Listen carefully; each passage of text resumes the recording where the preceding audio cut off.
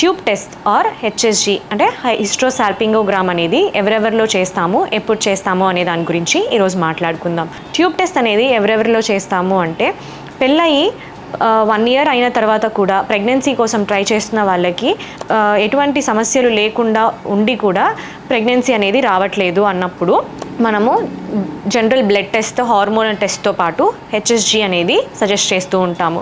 So HSG అనేది దేనికి use అవుతుంది అంటే గర్భసంచిలో మనకి 2 పక్కల ట్యూబ్స్ అనేది ఉంటాయి. సో ఈ ట్యూబ్స్ జనరల్గా మనకి 10 to 12 centimeters లెంత్లో ఉంటుంది. ఈ ట్యూబ్స్ ద్వారానే మనకి ఎగ్ ట్రాన్స్పోర్టేషన్ కానీ, స్పర్మ్ ట్రాన్స్పోర్టేషన్ కానీ, లేకపోతే పిండం ఫామ్ అవ్వడం కానీ, ఫర్టిలైజేషన్ అనేది ఈ ట్యూబ్స్లోనే జరుగుతుందన్నమాట. సో ఇలా జరిగినప్పుడు మనకి ప్రెగ్నెన్సీ అనేది వస్తూ ఉంటుంది. సో అందుకని మనకి ఇప్పుడు ఈ ట్యూబ్స్ అనేది ఓపెన్గా ఉన్నాయా అనేది చూసుకోవడం అనేది చాలా ఎసెన్షియల్. సో ఇప్పుడు ఈ ట్యూబ్స్ అనేది ఓపెన్గా ఉందా అనేది చూసుకోవడానికి మనకి పద్ధతులు ఏంటి అంటే హెచ్ఎస్జి అనేది ఇంపార్టెంట్గా ఉండే పద్ధతి అన్నమాట. సో ఈ హెచ్ఎస్జిని ఎప్పుడు చేస్తాము అంటే పీరియడ్స్ అయిపోయిన, బ్లీడింగ్ అయిపోయిన 7th day నుంచి 10th day లోపు మనం ఈ హెచ్ఎస్జి అనేది చేస్తాము. ఇది ఓపీడీ ప్రొసీజర్ మాత్రమే.